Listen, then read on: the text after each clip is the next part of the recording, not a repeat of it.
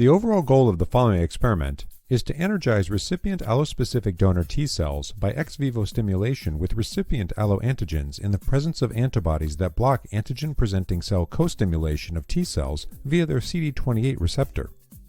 This is accomplished by first isolating PBMC from two different healthy donors.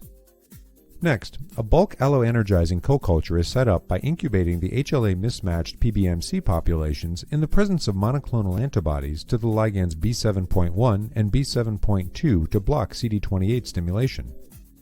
Then, the efficacy of the alloenergization is measured by primary and secondary mixed lymphocyte reactions, or MLR. Finally, the allospecificity of the alloenergization is measured by determining third-party and CMV-specific responses. Results are obtained that show that donor T cells are rendered hyporesponsive to subsequent alloantigenic stimulation, but that non-alloreactive donor T cells are left intact and functional.